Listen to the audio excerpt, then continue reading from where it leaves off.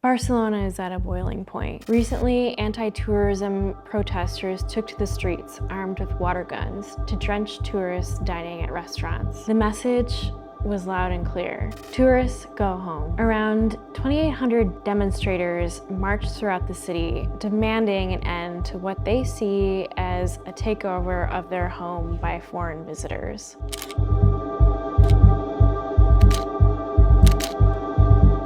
Overtourism is not just an issue in Barcelona, it's a global crisis. From Venice to Japan, cities and countries are struggling to cope with the overwhelming influx of visitors. Why are the locals mad? Well, the consequences of overtourism include environmental degradation, skyrocketing living costs, and a cultural identity at risk. Today, we're gonna dive deep into the effects of overtourism and look at a few cities that are most affected. Together, we'll uncover whether tourism is a blessing or a curse and what steps we can take to make a better impact. The question is, are tourists ruining travel? Let's find out. We'll start with overtourism. What does it mean? Overtourism occurs when a destination experiences an excessive number of visitors, overwhelming its infrastructure, the environment, and the local community. But it's not just about the number of tourists, it's about the impact they have. In Venice, the streets are full of people. It literally choked with people. Just this year, the city has implemented an entry fee for people visiting for just the day. And that makes it the first city in the world to ever charge tourists for entry. In Barcelona, locals are priced out of their own neighborhoods as short-term rentals drive up housing costs. And in Japan, a record number of tourists are putting immense pressure on cultural sites and disrespecting local customs. There is no one cause of overtourism. It is a complex issue with multiple causes, each contributing to an overwhelming influx of visitors in popular destinations. One huge factor contributing to overtourism is the rise of apartment rental companies like Airbnb. Instead of homes being occupied by local residents, entire apartments are now being rented out to tourists. This effectively displaces locals. Airbnb has changed. It just isn't what it used to be. The spirit of a local renting out their place to a visitor is no longer. Now, real estate companies, property managers, and others can list as many properties as they want. These companies buy properties in the city center, which then decreases the supply of rentals available for people living there. It increases rental prices and it forces residents out. But the real driving force behind overtourism, that happens between the airlines, cruise ships, and governments. Cheap flights and cruises have made travel more accessible, which is great, but it's at the expense of taxpayers and the environment. Further, the problem isn't so much that people want to travel, it's that so many of us want to travel to the same places at the same time. These popular destinations are home to people who have to deal with those consequences. And lack of government regulation just exacerbates the issue. Without proper policy, destinations are struggling to manage. With all of that in mind, is tourism inherently good or bad? Well, it's complicated. We can't deny that tourism can bring huge economic benefits. It can also be a powerful force for inclusion and cross-cultural exchange. In many places of the world, tourists can bring new business to areas that hadn't seen it before, which can really revitalize the area and create new jobs. This is really beneficial for young people who are looking for work. Tourism can also benefit local artisans, farmers, and small business owners, which provides them with a stable source of income. This helps preserve crafts and traditions and make sure that they're passed down through generations to come. However, the benefits of tourism are not without their costs. As we've seen, over-tourism can lead to really terrible effects on the environment, rising living costs, and really a loss of a lot of cultural authenticity. So this challenge is just in finding a balance.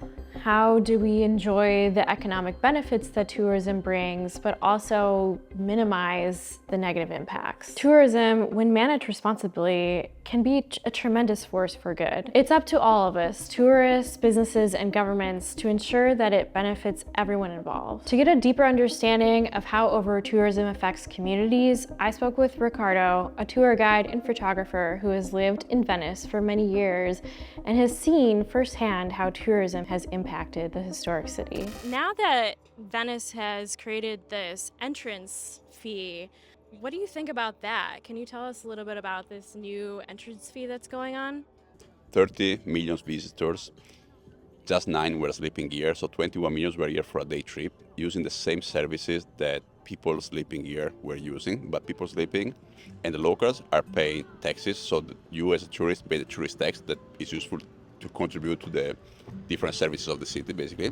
21 million people here not paying anything and using the same services means that the city, in the end of the day, is losing a lot of money. And on the other hand, I don't like the idea of a ticket because it means transforming the city in a theme park. Like there are good and bad people, there are also good and bad tourists.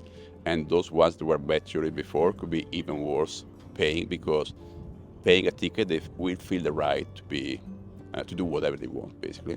Or people coming here that were used to come here for a day and maybe buy something, I don't know, food or whatever. If they're gonna pay something to enter, probably they will bring some food from home. So the small contribution that was going to the city before is not going anywhere now. In probably 10, 15 years, there won't be nothing authentic anymore in this city because there won't be locals. Without locals, there's no authenticity, so it will be just like, yes, Luna Park, a theme park. So if someone really wants to preserve the heritage of the city, you could stay at a hotel, ideally, you know? Hotel or local B&Bs. I mean, also Airbnb if it's made in the first way, like sharing your place. When they go to the area of around the area of St. Mark's, it's true that there are not so many trash cans, but they see trash everywhere because people leave garbage everywhere on the windows of families or their houses and everywhere. So it's not so nice. There are two things people don't have to have fun, but I mean, there's a limit to everything. Yeah, have fun for sure. Enjoy your vacation, but also, you know, try to be respectful and don't litter, right? You know, I mean, there's an ocean surrounding, there's water everywhere, so I would say let's keep don't it clean. Be a monkey. Don't. You said what? Not be monkeys. It would be nice. So how can we as travelers be more responsible when we visit a destination? Most of us, of course, we don't mean to harm the places that we visit, but often it's really easy to be blind to our impact. Here are a couple tips to help you travel responsibly. 1, travel off the beaten path. Visit the lesser known destinations, or when you're exploring a city like Barcelona, spend time in neighborhoods outside the center and the main tourist areas. Instead of just exploring the Gothic quarter, also explore the smaller neighborhoods like Gracia, Poble Sec, or Sarria. Also, rent a room instead of an entire apartment. Using vacation rental websites like Airbnb, try to opt for renting a room. This way you can interact with your host and you can get cultural insights from that conversation, that interaction. And this really helps avoid contributing to displacement of locals. Next, avoid peak season. I always like to avoid traveling in the summer, and I think it just benefits everyone. Traveling in the shoulder seasons like spring or fall means that there's less people around, less crowds, so you'll actually enjoy the main attractions more, and you'll get a chance to see more of the true character of a place. Next, choose where you eat and shop carefully. Avoid the tourist traps that are right next to major landmarks. Instead, eat at local restaurants and shop at artisan businesses that are away from the main attractions. You'll probably get better food and you'll get to support a local business that doesn't always get that foot traffic. And also learn and respect local customs. For example, in Japan, it's rude to walk and eat. I didn't know that, but if I was going to Japan, something like that would be really helpful to know, because Walking and eating is unfortunately something I find myself doing way too often. Good information. Looking that up ahead of time is a good idea. Also, learning a few phrases in the local language can really go a long way. Lastly, just simply be respectful and responsible. Don't get crazy drunk and cause a scene. Respect the environment, don't litter, and turn off the lights when you leave your place. I believe in travel. It creates conversation, it creates understanding, and it makes you more sensitive and aware of the many different ways life can be lived. Not just the way that you live life, but how different people live their lives. And as travelers, we are both the cause and the solution to over-tourism. When we travel responsibly, we can protect the places and the people that we love to visit. After all, if we don't, there won't be much of a place to visit anymore. Thanks for watching this video. If you liked it, please give it a thumbs up. It really makes a big difference. And subscribe for more videos like this one coming soon.